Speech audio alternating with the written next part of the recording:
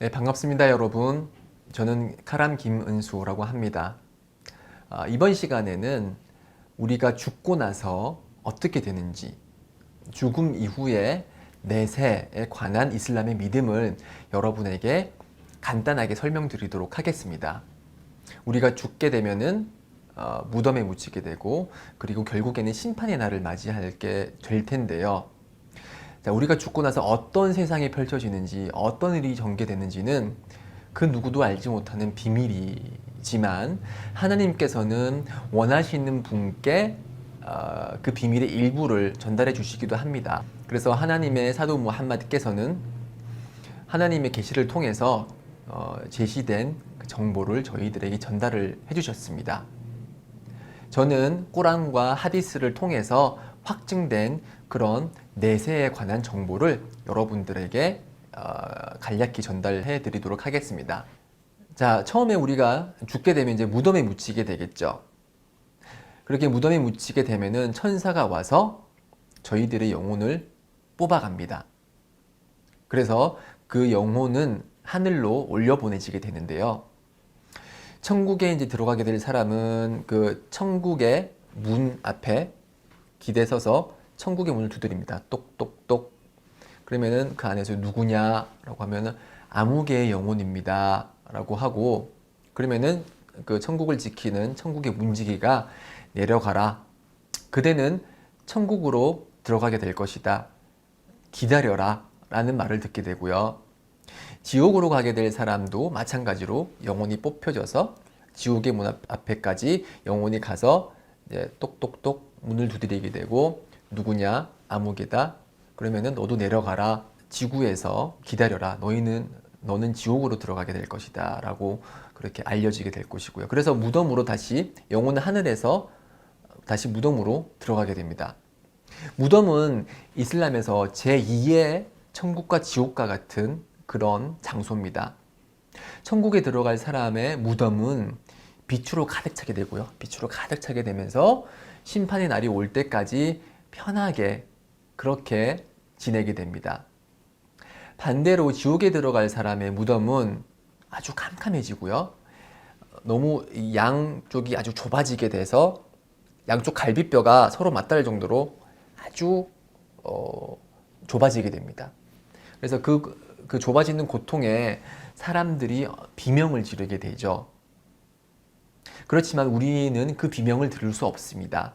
무함마드 살랄라후 알레이히 와살람께서 말씀하시기를, 만약에 사람들이 그 비명 소리 때문에 도망가고 무덤으로부터 멀리 그렇게 도망갈 가능성만 아니었다면은 내가 하나님께 기도를 해서 사람들이 그 비명 소리를 듣도록 했을 것이다 라고 말씀을 하셨습니다. 그만큼 비명을 듣게 되면 우리는 견딜 수 없는 공포심에 사로잡히기 때문에 그런 비명을 저희들이 듣지를 못하는 것입니다. 자, 그렇게 무덤에서 저희들은 누워있게 됩니다. 그리고 우리가 무덤에서 누워있는 동안 심판의 날은 가까워 오겠죠. 심판의 날이 가까워 오면 올수록 여러 징조들이 나타나게 됩니다. 심판의 날에는 여러 징조들이 있습니다. 그 징조는 이제 소징조와 대징조로 나눌 수 있는데요. 소징조의 대표적인 예로는 이제 사람들이 동물이 아닌 안장을 타고 다닐 것이라는 하디스가 있습니다. 동물이 아닌 안장을 타고 다닌다. 그게 무슨 뜻이죠? 지금 저희가 승용차를 타죠. 승용차는 플라스틱으로 되어 있는 그런 운전석에 타는 거잖아요. 운전석과 조수석에 타는 거잖아요. 그러니까 동물이 아닌 비생명체인 그런 자동차를 타게 될 것이라는 그런 예언이 실현이 된 거죠. 이게 소징조 중에 하나고요. 그리고 또 다른 징조 중에 하나는 여성이 옷을 입었으나 옷을 입지 않은 것처럼 그렇게 될 것이다 라고 예언자 무함마드께서 말씀하셨는데요.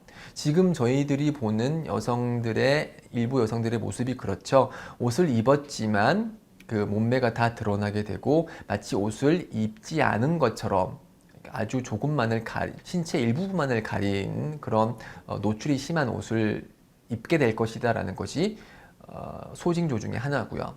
또 다른 하디스라고 하면 무함마드의 언행록인데요. 또 다른 하디스에 의하면은 맨발의 목동들이 경쟁적으로 높은 건물을 지을 것이다 라고 말씀하셨습니다.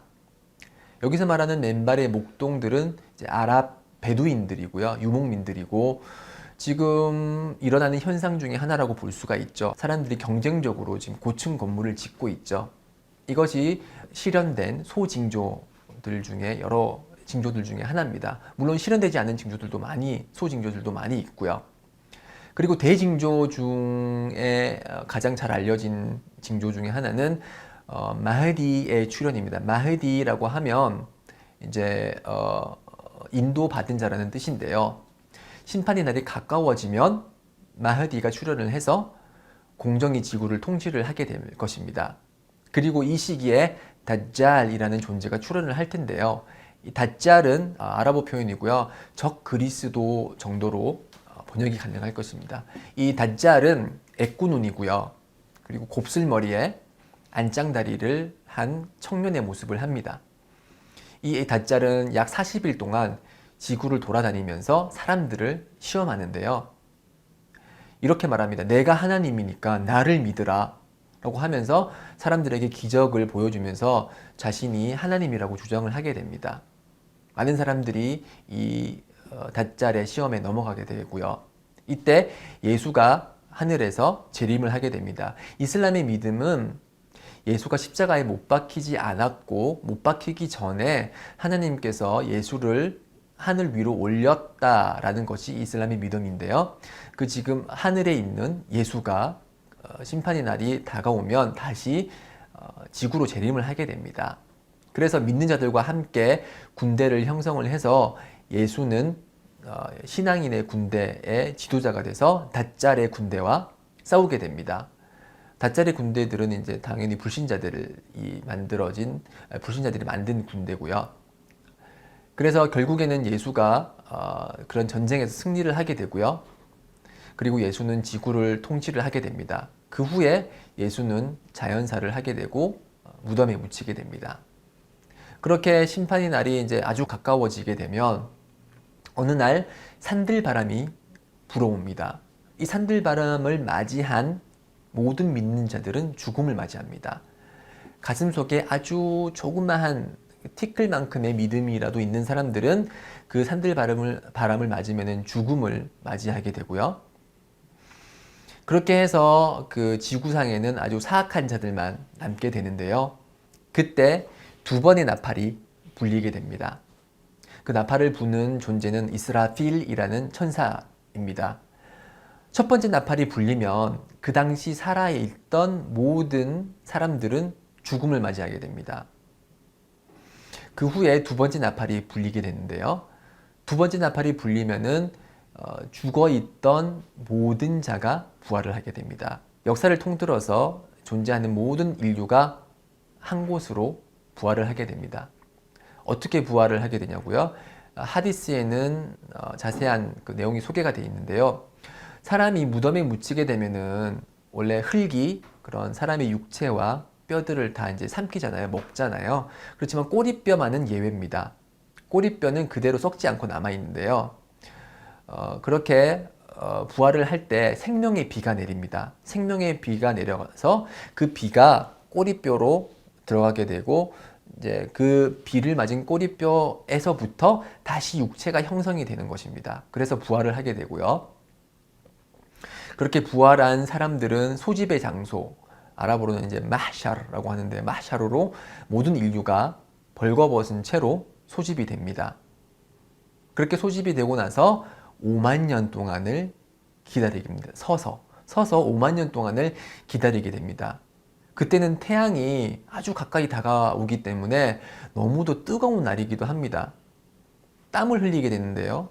사람들이 자신의 선행과 악행에 의거해서 땀을 흘리게 됩니다. 선행을 많이 한 사람들은 예를 들어서 발까지만 땀을 흘리게 되고 선행도 많지만 악행도 많은 사람들은 예를 들어서 무릎까지 땀이 차게 되고요. 악행이 너무 많은 사람들은 귀까지 땀이 차게 돼서 자신의 땀으로 익사하기 직전까지 가게 됩니다. 그렇게 힘들게 5만 년을 기다리고 나서 사람들 앞에는 자신의 행위들이 보여지게 됩니다. 자신이 살아생전에 행했던 그런 모든 행위가 주마등처럼 펼쳐지게 되는데요. 그렇게 자신의 행위를 보고 나서 자신의 행위가 기록된 행위 기록부를 받게 됩니다. 그 후에 행위 저울이 아랍어로 이제 미잔이라고 하는데요. 행위 저울이 우리 앞에 놓여지게 됩니다. 그래서 선행과 그러니까 선행과 악행이 저울질하게 되는데요. 선행이 무거우면은 천국으로 가게 되고요. 악행이 무거우면은 지옥으로 떨어지게 됩니다. 그리고 선행에는 그 무게가 이제 선행마다 다른데요. 가장 무거운 선행은 신앙선언, 즉 하나님 이외에는 경배받을 존재가 없고 무함마드는 하나님의 마지막 사도다라는 이 신앙 증언이 우리가 할 수 있는 가장 무거운 선행이라고 그렇게 알려져 있습니다. 그래서 선행이 악행보다 더 무거운 자는 천국에 들어가서 영원한 기쁨을 누리게 되고요. 선행보다 악행이 더 많은 자들은 지옥에 들어가게 돼서 지옥에서 고통을 받게 됩니다. 무슬림들도 지옥에 가냐고요? 지옥에 갑니다. 선행이 악행보다 가벼울 때, 즉 악행이 선행보다 무거울 때는 지옥에 들어가서 자신의 벌만큼 고통을 받게 됩니다.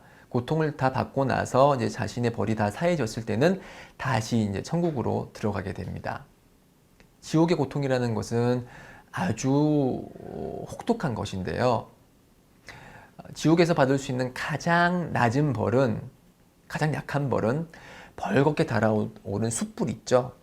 그 숯불을 맨발로 올라가게 되는 겁니다. 그래서 우리의 양발이 숯불 위에 올려지게 되고 그 숯불의 뜨거움 때문에 그 뜨거움이 우리의 뇌에까지 전달이 돼서 그 뜨거움 때문에 뇌가 끓어오르게 되는 그런 벌이 지옥에서 받을 수 있는 가장 약한 벌이라고 합니다.